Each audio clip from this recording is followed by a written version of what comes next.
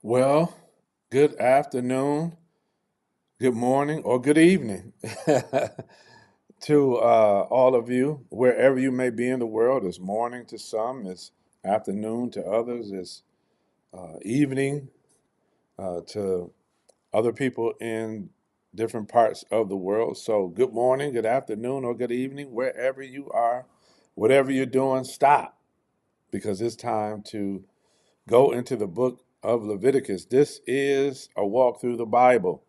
And I am Pastor Mo Edwards of Liberating Truth Church. I'm down in the man cave, the dugout, and I'm here in Roseville, Michigan.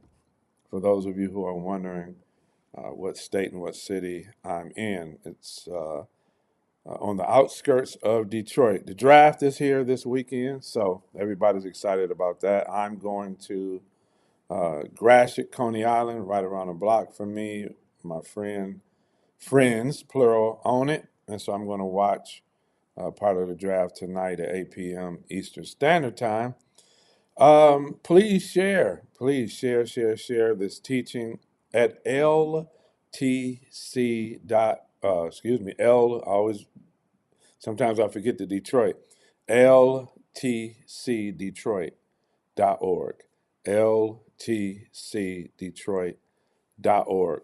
That is our church website, and there you will find all of the links to our Facebook pages, TikTok, and also our YouTube channel. On our YouTube channel, A Walk Through the Bible, we have the entire book of Genesis there for you to watch and listen to, and the entire book of Exodus. We finished Exodus chapters 35 or 36 through 40, so we finished. And so we are in Leviticus chapter 1, Leviticus of or related to the Levites. All right, y'all ready to study the book of Leviticus? We left off where Moses gave instructions on how to build the tabernacle, the materials that would be used for the tabernacle. The tabernacle is the place where God would dwell and speak with them. He would speak through the cherubims to them, the Ark of the Covenant, the mercy seat. He would speak from the mercy seat. He said, build me a sanctuary and build me a tabernacle. So the sanctuary is inside of the tabernacle. It is where the most holy place and the holy place is.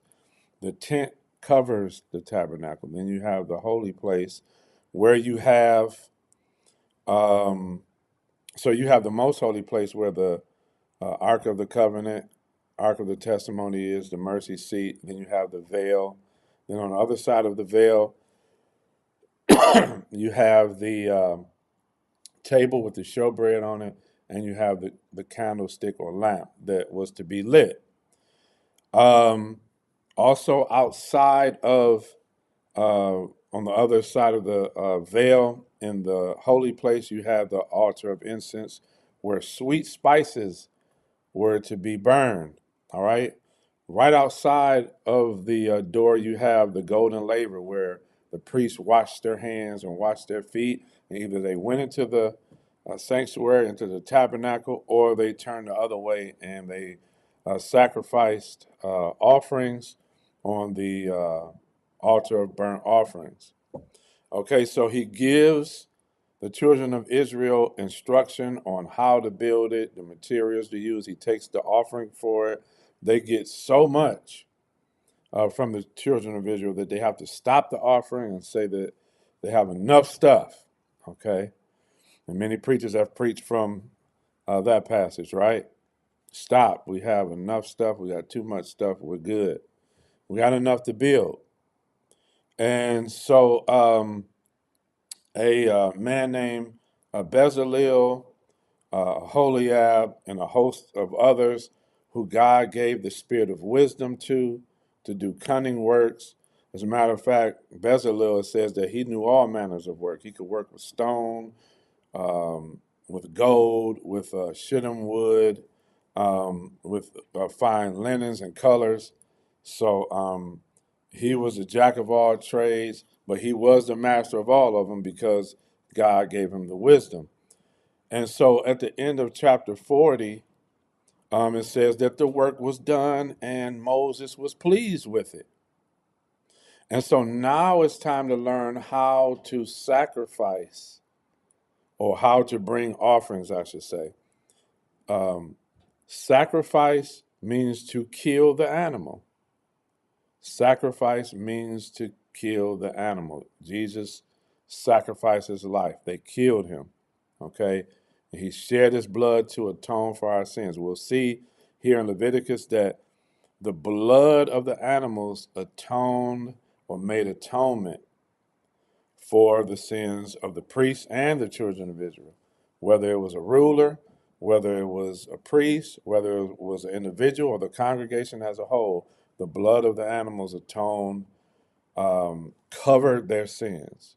Atonement means to cover over, and we'll go into that. And so now it's time to learn how to bring the offerings to the tabernacle.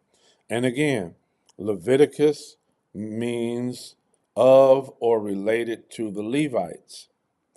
So most, if all of everything in these books, especially here, is for the Levitical priesthood. It's not to be applied to the church because we are not under the priesthood of Aaron. We're under the priesthood of Christ after the order of Melchizedek. All right? So we do not sacrifice animals. We do not have to bring the same offerings, including tithes. Okay? And I already have a video on tithes, and I posted that already. The tithes were for the Levitical priesthood. You cannot go back to Jacob or Abraham to apply tithes to the church either. All right? And so let's dig into Leviticus chapter 1. And Leviticus chapter 1 covers the burnt offering of the herd, flock, and fowl. Fowl is the birds of the air. So the first offerings that we're going to deal with in the first chapter of Leviticus is the burnt offerings of the herd, fowl, and flock. And a burnt offering meant that you totally burnt what the offering that you brought on the altar of burnt offerings. And the Lord called Moses and spake unto him out of the tabernacle of the congregation. Now, notice he's not speaking from the mountain now, because now the tabernacle is erected. See it? He's not speaking from the top of Mount Sinai. Now he's speaking out of the tabernacle, because what did God say?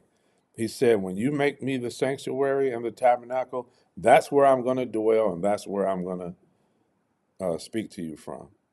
Speak unto the children of Israel and say unto them, if any man of you bring an offering, so these are offerings. Sacrifice means to kill the animals. So they're bringing offerings to the Lord for sin and for other things, right?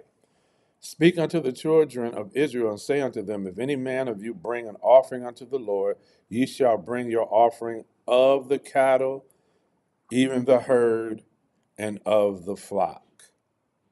Okay, that's where they were to bring their offerings from. If his offering be a burnt offering of the herd, let him offer a male without blemish. He shall offer it of his own voluntary will at the door of the tabernacle of the congregation before the Lord. Watch this.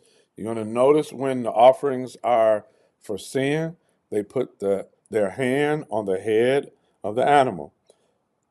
And he shall put his hand upon the head of the burnt offering, and it shall be accepted for him to make atonement for him. Kafar is the Hebrew translation of atonement, Kaphar. It means to cover over.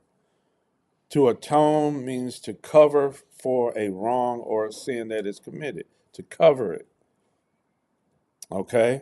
I believe it was Paul who said, "Blessed is the man whose iniquities are forgiven, and their sins are covered."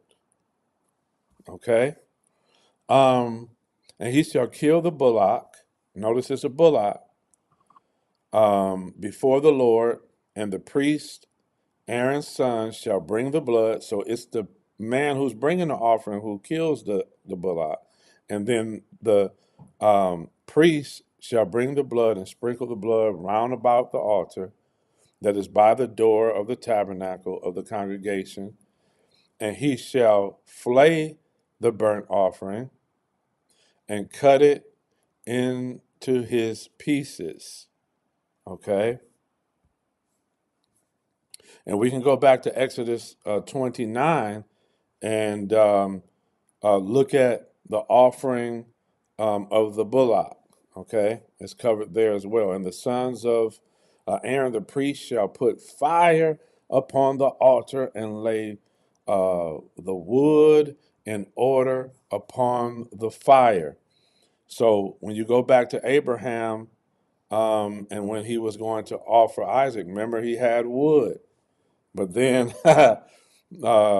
Isaac said, well, where's the sacrifice? Where's the lamb? And Abraham said, God will provide one for himself, okay? And the priest, Aaron's sons, shall lay the parts, the head and the fat, in order upon the wood that is on the fire, which is upon the altar.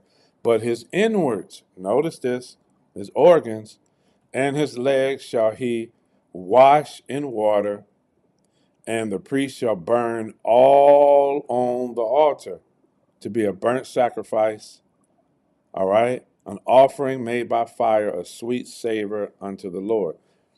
And of his offering of the flocks, namely of the sheep or the goats for a burnt offering, he shall bring it a male without blemish. Notice these offerings have to be a male. And he shall kill it on the side of the altar northward before the Lord. So notice he's got to be northward of the altar with something from the flock, and the priest, Aaron's sons, shall sprinkle his blood round about upon the altar, and he shall cut it into his pieces, and his head and his fat, and the priest shall lay them in order on the wood that is on the fire, which is upon the altar. And remember, as I taught you about the altar, it was like a barbecue pit. Okay, the altar is not a place you stand in front of and pray and throw money on it. This is what an altar was used for, to cook animals, burn them thoroughly, and to cook others where the priest could eat some of it as well. And we'll see that. But he shall wash the inwards and the legs with water, and the priest shall bring it all and burn it upon the altar.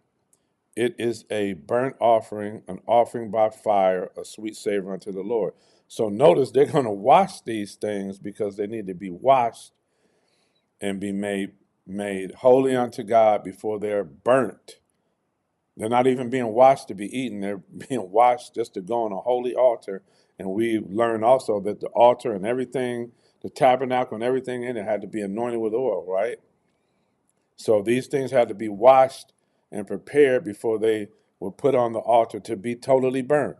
And if the burnt offering is his offering to the Lord be of the fowls or the birds, these are the only birds that they could bring. And he shall bring his offering of turtle doves or young pigeons.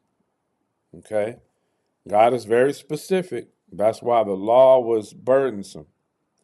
All right? You got to sacrifice from the what was it? The flock, northward. So you had to pay attention to all of these things. And the priest shall bring it unto the altar and wring off his head. So the head had to be taken off of a bird, and burn it on the altar, and the blood thereof shall be wrung out at the side of the altar. And he shall pluck away his crop with his feathers and cast it beside the altar on the east part by the place of the ashes. Okay? Now imagine having to keep up with all of these instructions. And he shall cleave it with the wings thereof, but shall not divide it asunder. So don't cut it in half. And the priest shall burn it upon the altar, upon the wood that is upon the fire. It is a burnt offering, an offering made by fire of a sweet savor unto the Lord.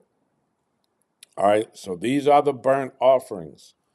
And the burnt offerings were namely brought to atone for man's sin. Okay? Now, chapter 2, we're going to get into the grain offering, which is actually called a meat offering. But when you go and look in the Hebrew translation, it is a grain offering. So it says, and when any will offer a meat or grain offering unto the Lord, his offering shall be of, watch this, fine flour. And he shall pour oil upon it and put frankincense upon it. So remember, frankincense is a gummy resin that has a pleasant odor to it, and you get it from trees, right? And he shall bring it to Aaron's sons, the priests, and he shall take thereout his handful of the flour thereof, and of the oil thereof, with all the frankincense thereof, and the priest shall burn the memorial of it upon the altar, to be an offering made by fire, a sweet savor unto the Lord. And the remnant, or what's left of the meat offering, shall be Aaron's and his sons, so they could partake of this offering, okay? It is a thing most holy of the offerings of the Lord made by fire. So he's saying that the grain offering is a thing most holy of the offerings of the Lord made by fire. So it is the most holy offering. Okay? And if thou bring an oblation or offering, another word for offering, of a meat offering that is baken in an oven, okay, it shall be unleavened cakes of fine flour mingled with oil, or unleavened wafers anointed or smeared with oil. When you anoint something, you smear it, or you can pour it as well. Remember, the oil was poured on Aaron's head, but the anointing oil was not supposed to be put on your flesh, right? So unleavened, no yeast in it, okay? If thy oblation or offering be a meat offering baken in a pan, it shall be of fine flour unleavened mingled with oil. Thou shalt part in pieces and pour oil thereon. It is a meat offering. And if thy oblation be a meat offering baken in the frying pan, okay, they had frying pans back then. I don't know if they had Crisco, but they had olive oil and anointing oil. It shall be made of fine flour with oil. And thou shalt bring the meat offering that is made of these things unto the Lord. And when it is presented unto the priest, he shall bring it unto the altar. And the priest shall take from the meat offering a memorial thereof, and burn it upon the altar. It is an offering made by fire, a sweet savor unto the Lord. And that which is left, the remnant of the meat offering, shall be Aaron's and his sons. It is a thing most holy of the offerings of the Lord made by fire. Okay? So you can see, as I said years ago, that, move this camera down a little bit, that I said years ago that there were offerings that the priest could eat or partake of. Okay? So I'm showing it to you here. No meat offering which shall bring unto the Lord shall be made with leaven. So again, the meat offering is a grain of flour. Is not to be made with leaven. There's no leaven in animals. Okay, for ye shall burn no leaven, nor any honey. You see that? So they were not to burn honey in any offering of the Lord made by fire. So we got the burnt offering, we got the meat offering. Now we're going to look at the first fruits along with the meat offering. Verse 12, as for the oblation of the first fruits, ye shall offer them unto the Lord, but they shall not be burnt on the altar for a sweet savor. And every oblation of thy meat offering shall thou season with salt. Now here we have the salt covenant. All right, and this is what it says here. You've heard a lot of stuff about what a salt covenant is. Let's read it for what it says. And every oblation or offering of thy meat offering shall thou season with salt. Neither shall y'all suffer or allow the salt of the covenant of God to be lacking from thy meat offering. So you had to offer your meat offering with salt. With all thine offerings thou shalt offer salt.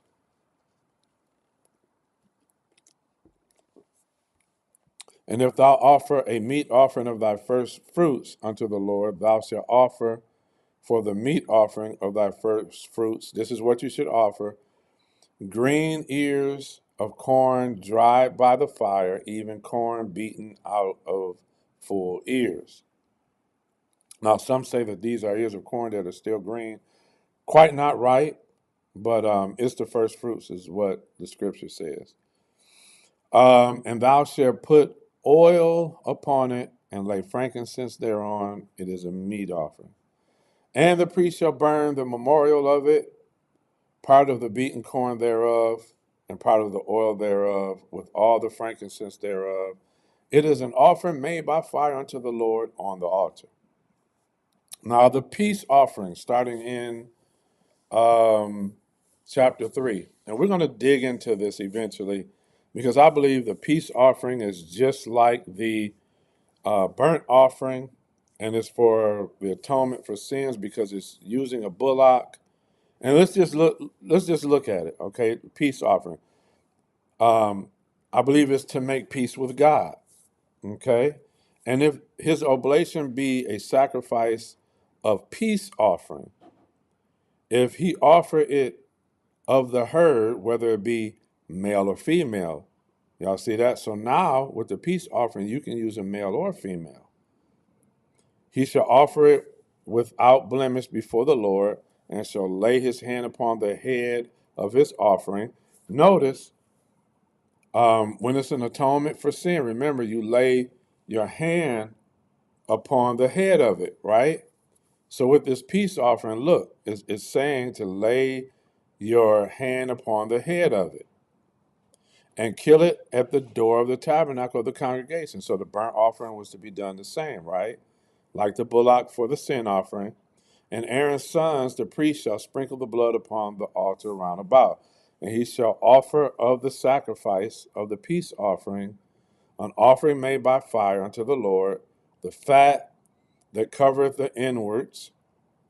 I believe we call that visceral fat for humans. And all the fat that is upon the inwards, and the two kidneys, and the fat that is on them, which is by the flanks, and the caul above the liver, with the kidneys, it shall he take away. And Aaron's son shall burn it on the altar upon the burnt sacrifice, which is upon the wood that is on the fire. It is an offering made by fire of a sweet savor unto the Lord. So we can see that not all of Aaron's sons Aaron's sons could not go into the most holy place, because that was for only the high priest to do. But we see this Aaron's sons, who are priests, can offer the sacrifices. And if if his offering for the sacrifice of peace offering unto the Lord be of the flock, male or female, again, male or female, he shall offer it without blemish. If he offer a lamb for his offering, now we've been accustomed to thinking that all of the sacrifices for sin, customarily was just a lamb, but you see that the bullock is shown first as a sacrifice for sin. But let's keep going on. If he offer a lamb for his offering, then shall he offer it before the Lord. And he shall lay his hand upon the head of his offering and kill it before the tabernacle of the congregation. And Aaron's son shall sprinkle the blood thereof round about upon the altar. And he shall offer of the sacrifice of the peace offering an offering made by fire unto the Lord. And then it goes on to talk about the inwards that were to be taken away. Verse 11, we want to be redundant. We know what these things mean. So as I said before, we don't have to exhaust everything. Some things we can just give a summary or skim through. And the priest shall burn it upon the altar. Verse 11, it is the food of the offering made by fire unto the Lord. And when we go and look into that, in my studies, that means it is the food or what we're offering to God. Okay. And if his offering be a goat, then he shall offer it before the Lord. He shall lay his head upon it and kill it at the door of the tabernacle. All right. Same instructions for the inward parts. Same instructions, burning it on the altar. Verse 17 says, it shall be a perpetual or continual statute. Statute is what? A thing prescribed for your generations throughout all your dwellings. Wherever you go, wherever you are, you shall do these things. That ye eat neither fat nor blood. So notice that. During those times, they did not eat fat nor blood. Now, when we go back to when he talks about food, some say it's the food of the priest. Some say it's the food unto the Lord. I'm not interested in arguing that. It's not something that I would get into a debate about. It's just not something that's essential or necessary to go there with it, okay? And the Lord, we're in chapter 4 now, and the Lord spake unto Moses, saying, now these are the offerings for unintentional sin. Sins that are committed unintentionally. You did not premeditated. All right. Speak unto the children of Israel, saying, if a soul shall sin through ignorance or unintentionally against any of the commandments of the Lord concerning things which ought not be done, and shall do against any of them, and the offering for the priest who sins, if the priest that is anointed do sin according to the sin of the people, then let him bring for his sin, which he hath sinned, a young bullock without blemish. Right? Not a lamb, but a young bullock. Bullocks were offered for sin. Okay? And he shall bring the bullock unto the door of the tabernacle of the congregation before the Lord, and lay his hand upon the head's bullock. On the head of the bullock, and kill the bullock before the Lord. And the priest that is anointed shall take of the bullock's blood and bring it to the door of the tabernacle. He shall dip his finger in the blood and sprinkle the blood 7 times, not 6, not 5, 7, before the veil of the sanctuary. Now, notice right there, okay? This establishes that when you're inside the most holy place, and the holy place, that is the sanctuary. The tabernacle is the entire thing with the tent where God would meet and speak with his people. So the sanctuary is inside where the most holy place and the holy place is, okay? As it says, before the veil of the sanctuary. So the veil was where? In between the most holy place and the holy place. All right, y'all got it? All right. And the priest shall put some of the blood upon the horns of the altar of sweet incense before the Lord. So now he's saying when the priest sins and makes an offering for his sin, his blood is to go on the altar of incense. Got it? which is in the tabernacle of the congregation, and shall pour all the blood of the bullock at the bottom of the altar of burnt offerings. So the rest of the blood goes to the altar of burnt offerings, but 7 times shall he sprinkle the blood before the veil, and he shall put some on the horns of the altar of incense. That's the priest, okay? All right, then it talks about the inwards, again, the kidneys, so on and so forth. And it shall be taken off from the bullock of the sacrifice of peace offerings.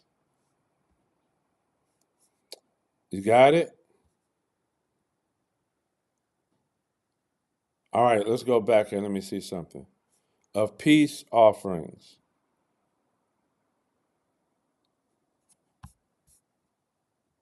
Okay?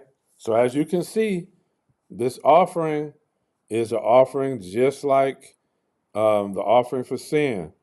Now, is the peace offering specific for the priest to make peace with God, or do they all? Can anybody bring a peace offering and perform it like the sin offering? We'll see. Let's keep reading. And the priest shall burn them upon the altar of the burnt offering. All right.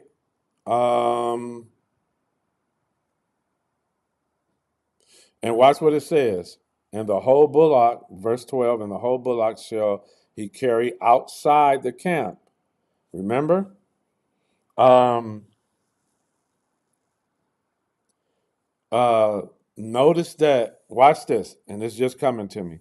Notice when um, a person brings a burnt offering, it didn't say anything about taking it outside the camp, did it? Well, we can go back when just a person from Israel does it. But remember, back when the priests were consecrated, remember they brought a bullock and 2 lambs. Notice that that bullock was supposed to be taken outside the camp, right? Now here it's saying this bullock again that is sacrificed by the priest for the priest is to be taken outside the camp, right? So let's just go back real quick. Let's go back really quick. Let's go back to the burnt offering. I just want to see something real quick. The burnt offering in the first chapter, nothing here is said about taking this bullock outside of the camp. It's not. So that's something that we should look at, that the bullock is to be taken outside of the camp when it's sacrificed for the priest, as we see of the priest's consecration, it was taken outside. All right, so we got to pay attention to these details. All right, so now we're going to go down. You know, verse 1 talks about the unintentional the sin for the offering for unintentional sin. Then it goes into the offering for the priest. But now we're going to get back to that. All right, unintentional sin of the congregation. And if the whole congregation of Israel sin through ignorance, and the thing be hid from the eyes of the assemblies, and they have done someone against any of the commandments of the Lord concerning the things which shall not be done and are guilty, when the sin which they have sinned is known. Okay, so you can sin. We always pray, Lord, forgive us for our sins of commission and omission, sins that we know and know of, and sins that we didn't know that we committed. All right, um, so once it's known, then they should do what? Offer a young bullock. Lay their heads upon it, verse 15. And the priest that is anointed, verse 16, shall bring the bullock's blood to the tabernacle of the congregation. Right? So if the entire congregation sins, watch what he is to do. The elders of the, let's go back to verse 15.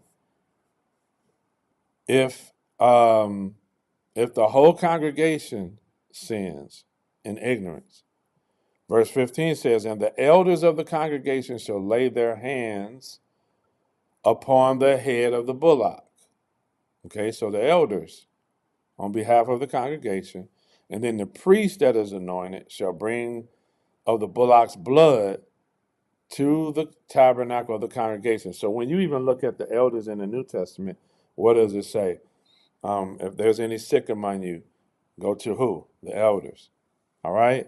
Just something to look at from the Old Testament point of view. And the priest shall dip his finger in some of the blood and sprinkle it 7 times before the Lord, even before the veil.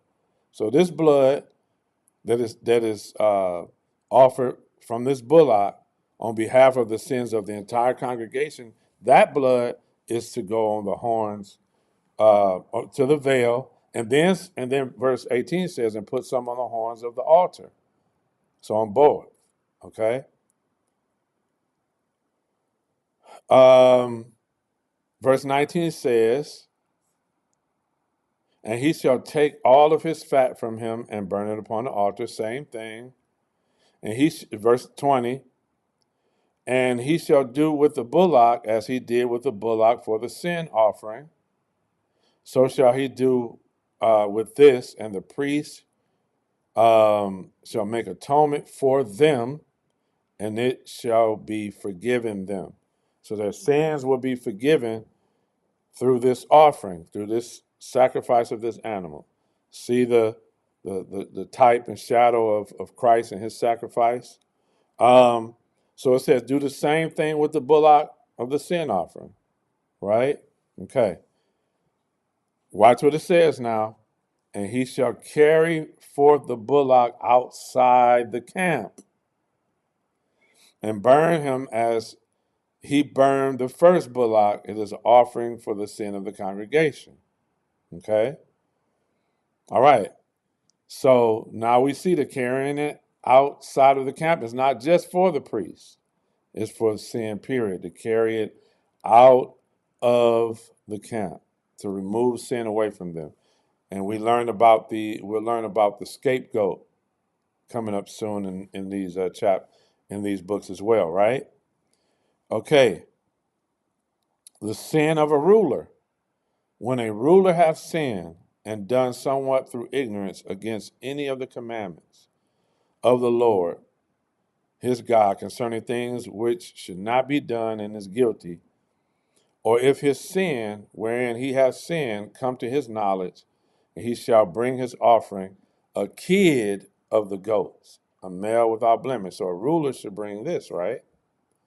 And he shall lay his head upon the head of the goat. All right? So an individual lays his hand on the goat when he sins as an individual. When the congregation sins, the elders lay their hand on the animal, right? All right, it is a sin offering, okay? And the priest shall take the blood of the sin offering with his finger and put it upon the horns of the altar of burnt offerings. All right. Verse 26, and the priest shall make an atonement for him as concerning sin, and it shall be forgiven him.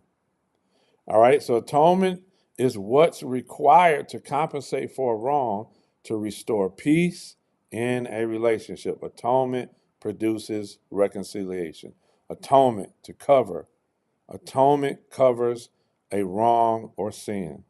Okay, so the atonement of Christ covered our sins and reconciled us to God. Now, Christ did that before anybody believed in him. So does atonement equal us being saved and born again? No. Right?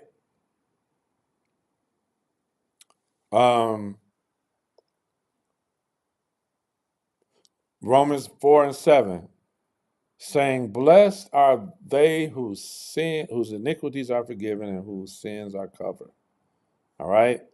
Um, and if any one of the common people sin through ignorance, while he doeth somewhat against any of the commandments of the Lord concerning things which ought not be done, and be guilty, or if his sin, which he hath sinned, come to his knowledge, then he shall bring his offering, a kid of the goats, a female without blemish, for his sin which he hath sinned.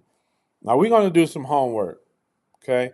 We're going to bring this homework in tomorrow, myself and you all. Who are these people who are common people? Who are these common people? They sin through ignorance, they're common people. And notice now it's a goat, a young goat, but it's a female now. So a lot of changes have been made concerning these offerings. Now, common people, um, a female kid, all right, without blemish. Let's go and look at that and see if there's something different about these common people. Who are they, and why a female goat now? And he shall lay his hand upon the head of the sin offering, and slay the sin offering in the place of the burnt offering. All right.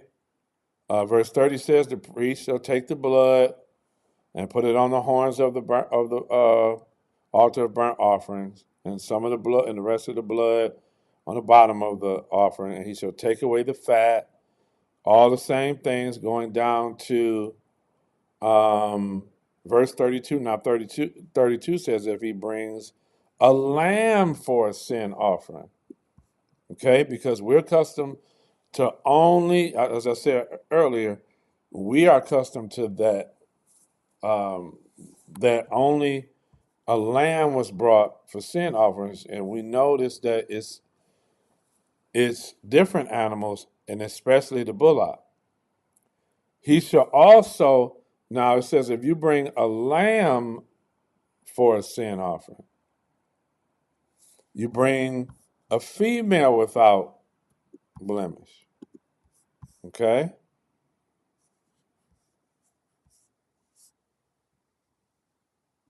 All right, the same things are done all the way down to verse 35. The end of verse 35 says, the priest shall make atonement for his sin.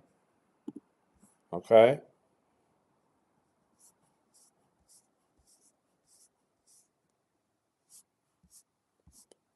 All right?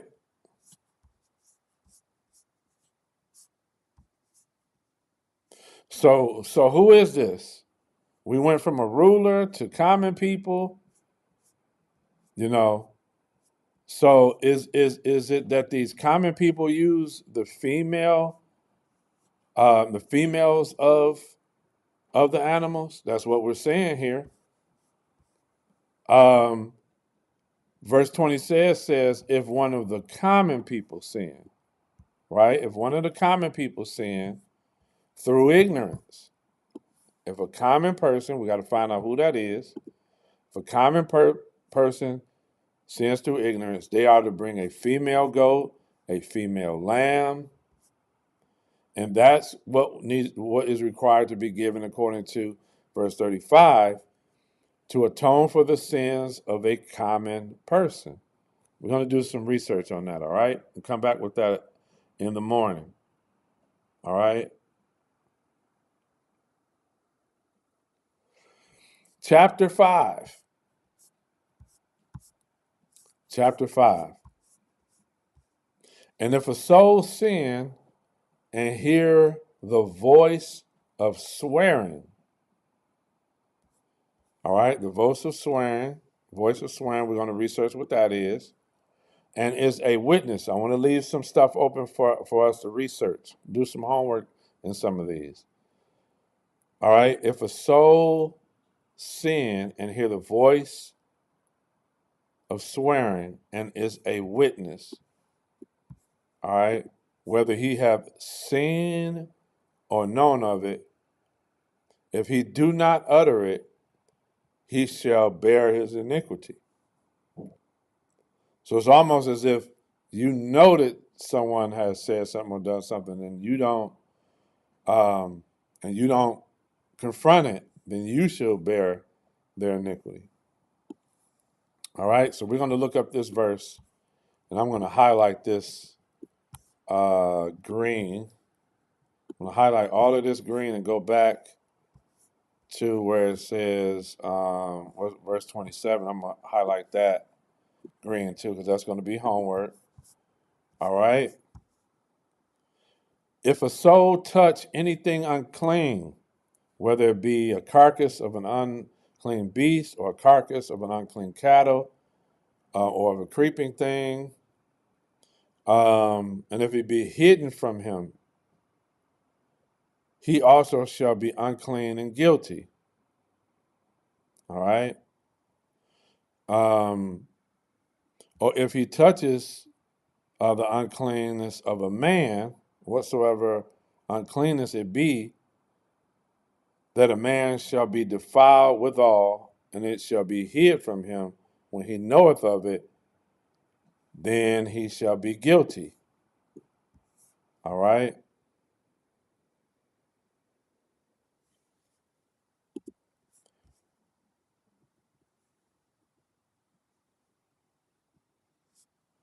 Verse 4.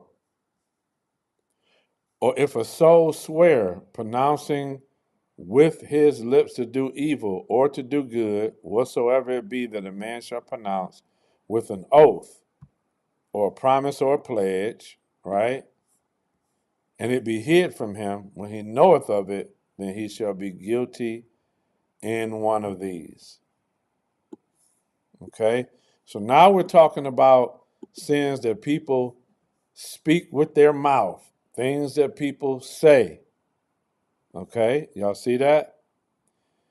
And it shall be when he shall be guilty of one of these things that he shall confess that he have sinned in that thing. You sin with your mouth, you use your mouth to confess, right? If he shall bring his trespass offering, now we're talking about a trespass offering unto the Lord for his sin, he shall bring a female from the flock, okay? A lamb or a kid of the goats for a sin offering, and the priest shall make atonement for him concerning his sins.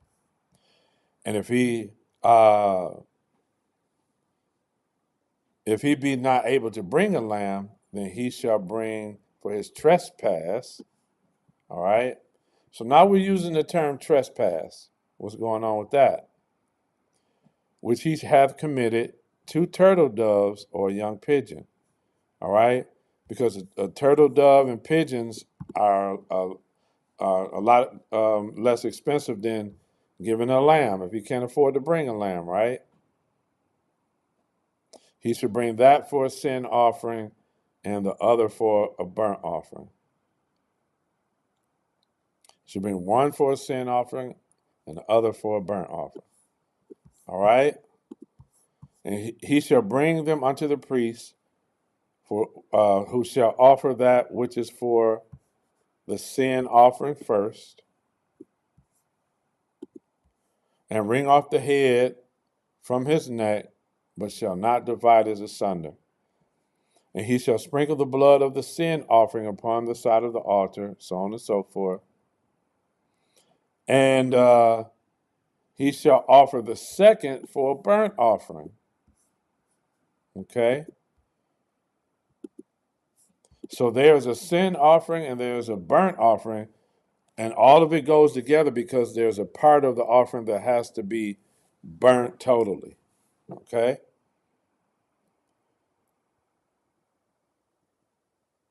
But if he be not able to, verse 11, but if he be not able to bring 2 turtle doves and 2 pigeons, then he that sinned shall bring for his offering the 10th part of an ephah of fine flour for a sin offering. All right? So as you can see, some can't afford to bring animals. So now they have to bring grain or flour. Okay? So it says, his offering shall be the 10th part of an ephah of fine flour for a sin offering. He shall put no oil upon it, neither shall he put any frankincense thereon, for it is a sin offering. Then shall he bring it to the priest, and the priest shall take his handful of it, even a memorial of it, and burn it on the altar. According to the offerings made by fire unto the Lord, it is a sin offering. So they ought to totally burn that, right? And the priest shall make atonement for him as touching or concerning his sin, that he has sinned in one of these, and it shall be forgiven him, and the remnant shall be the priest as a meat offering. Okay, so the priest could eat a part of this, and it will be a meat offering. Okay?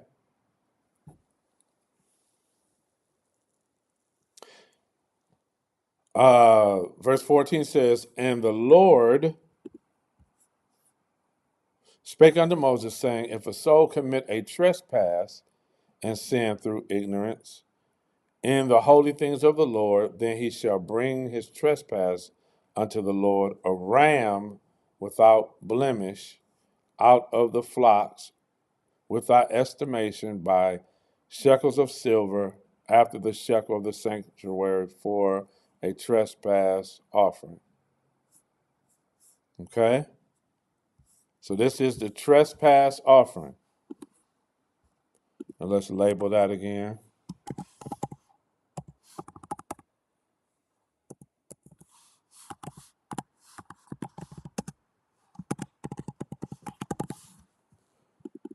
All right.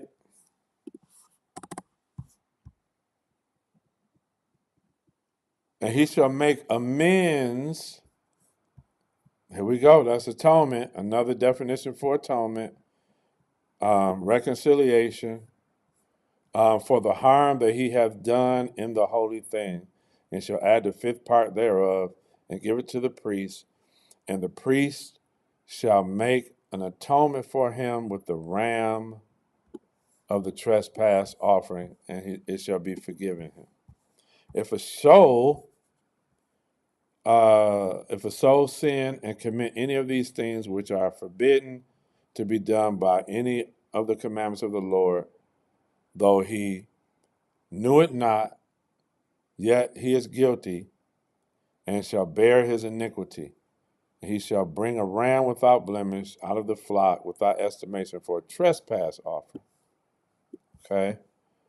Unto the priest, and the priest shall make atonement for him concerning his ignorance, wherein he erred and knew it not, and it shall be forgiven him. It is a trespass offering. He hath certainly trespassed against the Lord. So is a trespass a sin in ignorance? And is a iniquity a purpose, a premeditated sin? We're going to do some homework and come back tomorrow and discuss all of these things right here on a walk through the Bible. Chapters 6 through 10 is what we'll do tomorrow. 6, 7, 8, 9, 10. We'll do 6 through 10. And I'm enjoying this. How about you? See you tomorrow morning, 9 a.m.